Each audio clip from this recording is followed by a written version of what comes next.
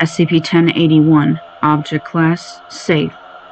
SCP-1081-1 and -2 are identical copies of a black audio projection unit in the approximate shape of a small humanoid, 30 centimeters in height. Being identical, they can be referred to collectively as SCP-1081.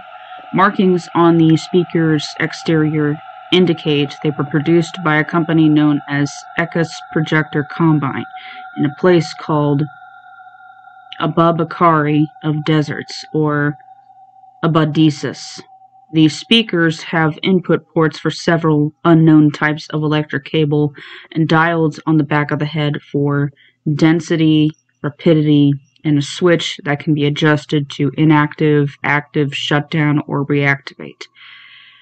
Though the power requirements of the device are different from any currently known standard, Foundation researchers were able to build an adapter to power the device at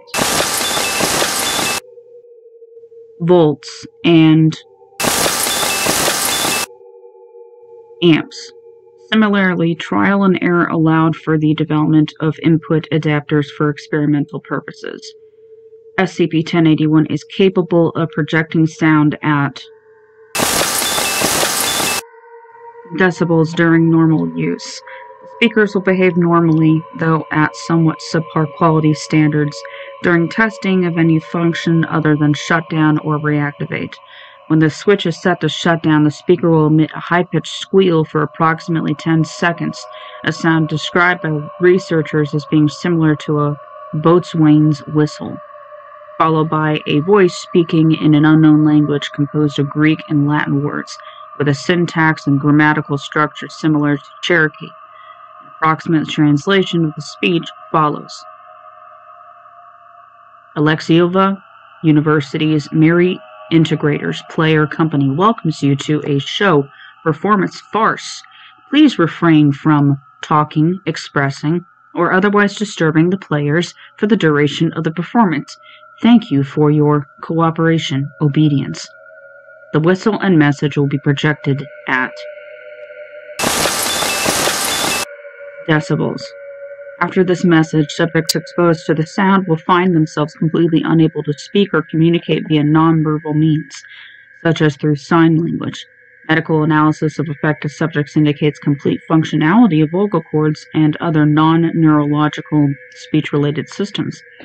However, neurological analysis indicates that the subject is afflicted with a particularly extreme case of Broca's aphasia, rendering them capable of conceiving of speech but unable to express such thoughts through verbal or other means.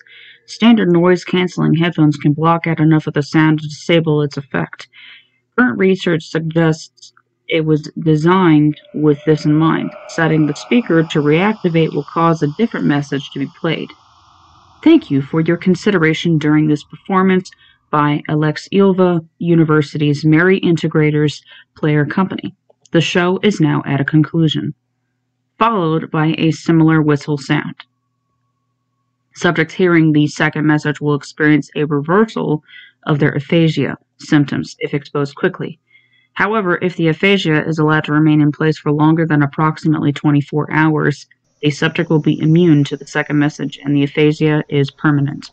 Moreover, affected subjects after this point will develop deep clinical depression and will frequently attempt suicide within the week.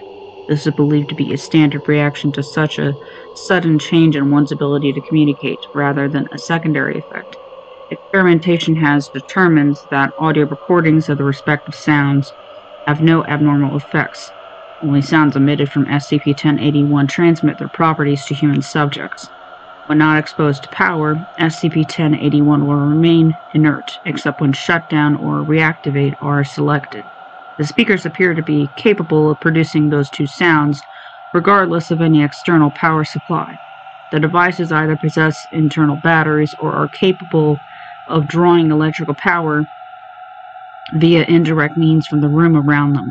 Containment is designed to block any possible conduit for electrical transmission to SCP-1081. Addendum 1081-A Recovery Report. SCP-1081-1 was found in a soybean field outside Tennessee, on July 18th, 2000. The object was accompanied by a basic invoice in a standard shipping container, destination marked as Alexieva University Theater Department, and an address somewhere in Alexandria of Forests. SCP-1081-2 was found by hikers in a river near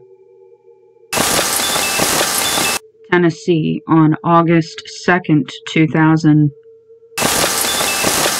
Just over 2 weeks later. The packaging was identical with two exceptions. First, the invoice now included a line reading, "Provided gratis, and our apologies for the inconvenience." Secondly, the invoice was accompanied by a short handwritten note in a combination of Latin, Greek, a language similar to spoken Cherokee, and Old English. When translated, the note approximately read, "Aggie, we've been doing business for a long time, as you are well aware. I swear on the graves of my forefathers that the previous shipment was completed satisfactorily on my end. We both know the rumors, tales, Aggie. Look at your own people before you blame us. This isn't the first time something has gone missing, heading in your direction.